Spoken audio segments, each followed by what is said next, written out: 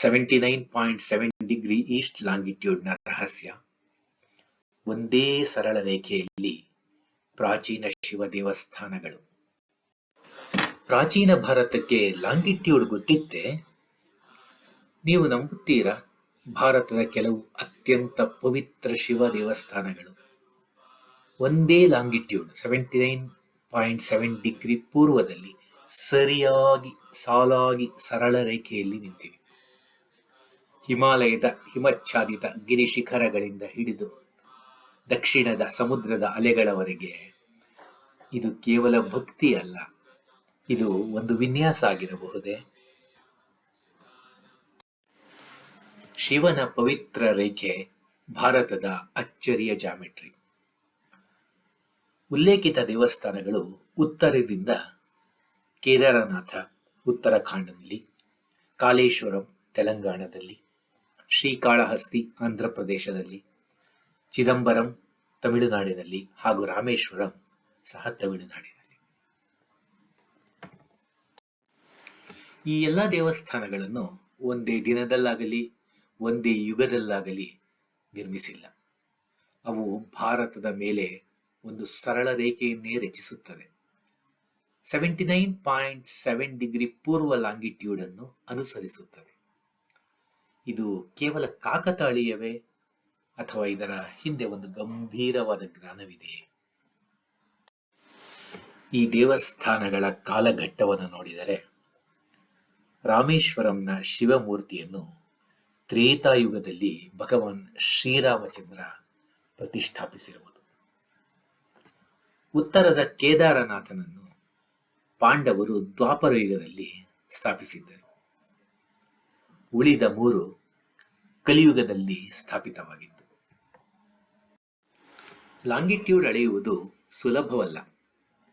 ಯುರೋಪ್ನಲ್ಲಿ ಇದು 18ನೇ ಶತಮಾನದಲ್ಲಿ ಮಾತ್ರ ನಿಖರವಾಗಿ ಸಾಧ್ಯವಾಯಿತು, ಅದು ಸೂಕ್ಷ್ಮ ಗಡಿಯಾರಗಳ ಸಹಾಯದಿಂದ. ಆದರೆ ನಮ್ಮ ದೇವಸ್ಥಾನಗಳು ಸಾವಿರಾರು ವರ್ಷ ಹಳೆಯವು. ಹಾಗಾದರೆ ಪ್ರಾಚೀನ ಭಾರತೀಯರು ಈ ಅಚ್ಚುಕಟ್ಟಾದ ಸರಳ ರೇಖೆಯನ್ನು ಹೇಗೆ ಕಂಡುಹಿಡಿದರು? ಪ್ರಾಚೀನ ಭಾರತ ಕೇವಲ ಧಾರ್ಮಿಕವಾಗಿರಲಿಲ್ಲ, ಅದು ಅತ್ಯಂತ ವೈಜ್ಞಾನಿಕವಾಗಿತ್ತು. ಸೂರ್ಯ ಸಿದ್ಧಾಂತ ಗ್ರಂಥವು ಗ್ರಹಗಳ ಚಲನೆಯನ್ನ ವಿವರಿಸುತ್ತದೆ. ಭೂಮಿಯ ಪರಿಧಿಯನ್ನು ಭಾರತೀಯರು ಬಹಳ ಹಿಂದೆಯೇ ಲೆಕ್ಕ ಹಾಕಿದ್ದರು. ದೇವಸ್ಥಾನಗಳು ವಾಸ್ತುಶಾಸ್ತ್ರ ಮತ್ತು ಜಾಮೆಟ್ರಿಯ ನಿಯಮಗಳ ಮೇಲೆ ನಿರ್ಮಾಣವಾಗಿದ್ದವು.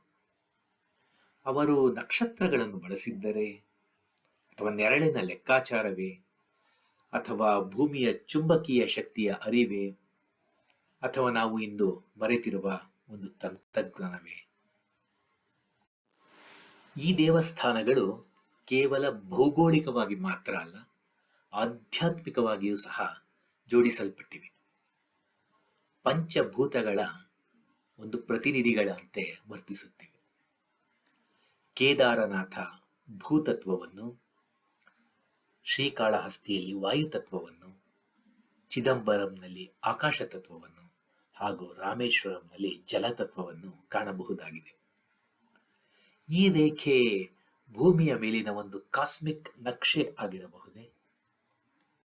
ಇದು ಕೇವಲ ದೇವಸ್ಥಾನಗಳ ಕಥೆಯಲ್ಲ, ಇದು ವಿಜ್ಞಾನ ಮತ್ತು ಆಧ್ಯಾತ್ಮವನ್ನು ಒಂದೇ ದೃಷ್ಟಿಯಲ್ಲಿ ನೋಡಿದ ಒಂದು ಮಹಾನ್ ನಾಗರಿಕತೆಯ ಕಥೆ. ಆಕಾಶವನ್ನು ನೋಡಿ ಆ ಜ್ಞಾನವನ್ನು ಕಲ್ಲಿನಲ್ಲಿ ಕಟ್ಟಿದವರು ನಮ್ಮ ಪೂರ್ವಜರು. ಇದು ಕಾಕತಾಳೀಯವೇ ಅಥವಾ ಒಂದು ಉದ್ದೇಶಿತ ವಿನ್ಯಾಸವಾಗಿರಬಹುದೇ? ಆದರೆ ಒಂದು ಸತ್ಯ ಸ್ಪಷ್ಟ: ನಮ್ಮ ಪೂರ್ವಜರ ಜ್ಞಾನವನ್ನು ನಾವು ಇನ್ನೂ ಸಂಪೂರ್ಣವಾಗಿ ಅರ್ಥ ಮಾಡಿಕೊಂಡಿಲ್ಲ. ಈಗ ಇದ್ದಿರುವ ಪ್ರಶ್ನೆ ಅವರು ಹೇಗೆ ಮಾಡಿದರು, ಹೇಗೆ ಸಾಧಿಸಿದರು ಎಂಬುದಲ್ಲ, ನಾವು ಇನ್ನೇನನ್ನು ಮರೆತಿದ್ದೇವೆ ಎಂಬುದಾಗಿದೆ.